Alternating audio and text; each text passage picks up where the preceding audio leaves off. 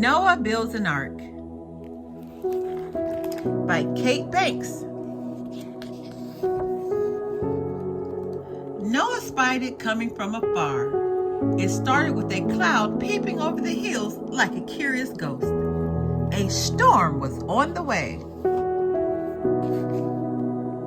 Noah watched the salamander slither to and fro restlessly in the garden.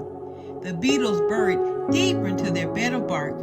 The gray field mice stuffed a hole in the log with a cushion of moss to shelter themselves, and the ants played tug-of-war.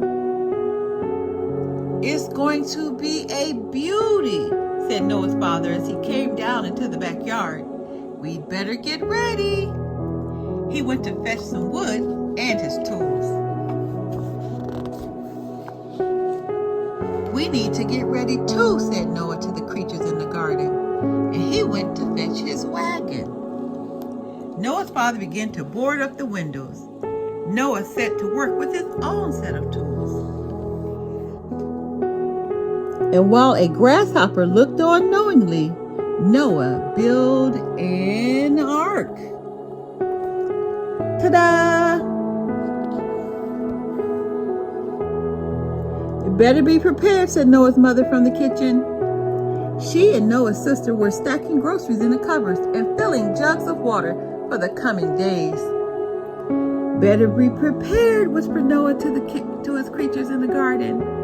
And he gathered food for the ark: fists of brown nuts, spears of grass, berries, and seeds. Noah's mother got out the candles and matches. "There's no knowing in a storm," she said.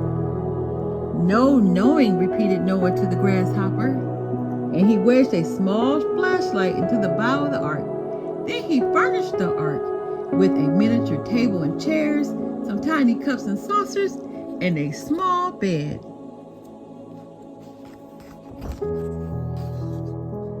"Come," called Noah's mother. "Come." "Come," whispered Noah to the creatures in the garden. "Come." The salamander slid slightly from beneath the raw walk. The spotted toad leapt from under a large silvery leaf, and the grass snake slithered from around a tree stump. The little gray field mouse peeked out from their hollow log. The beetles and the spiders scurried as fast as their legs would carry them, and the hummingbird, the rosebush, fluttered her wings.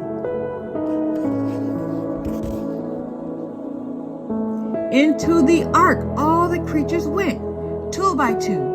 "I will come and get you when the storm has passed," said Noah as he closed the door.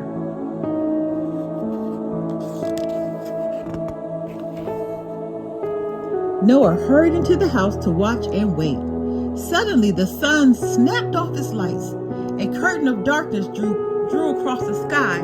The rain tipped and pattered and pittered and pattered, and the wind whooshed and it swooshed. Then there was silence, so grand that you could hear a teardrop.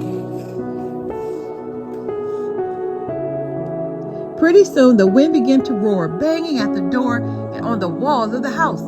"Let me come in," it seemed to say. The rain splashed down, the slither sword thrown around the heaven. Noah huddled on the couch next to his little sister and Boots the cat. Inside the ark, the creatures clustered around a tiny table in a tight circle. Noah's mother made sandwiches and lemonade, and they played a board game by candlelight. Inside the ark, the creatures nibbled on nuts and seeds.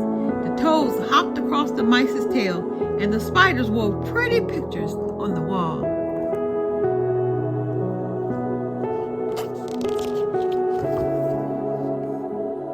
When evening came, Noah's father sat down in the rocking chair and told stories to drown out the pelting rain and the howling wind.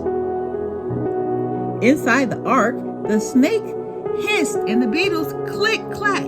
Each little creature made a noise of its own. Squeak, squawk, tick-tock, knick-knock. Then Noah's mother sang until Noah's eyes grew heavy, and he climbed the stairs towards bed. In the ark, the crickets chirped, the honeybirds hummed, and in no time at all, the world, except for the storm, was asleep.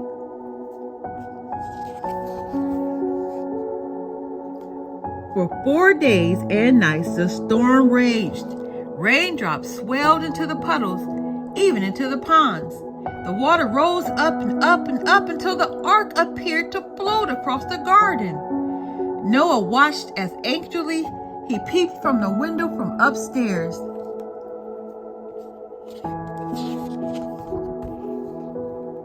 But suddenly the wind changed direction. The heavens closed, and as suddenly as it had started, the rain stopped and the water began to recede. The clouds retreated and the sun turned its lights back on. Above, a rainbow stretched across the sky. "Hallelujah," said Noah's father. "Hallelujah," said Noah. That afternoon, Noah's father took the boards down from the windows, and Noah opened the door of the ark wide. Come out," he cried. The creatures exited the ark 2 by 2, and once again, the garden was swarming with life.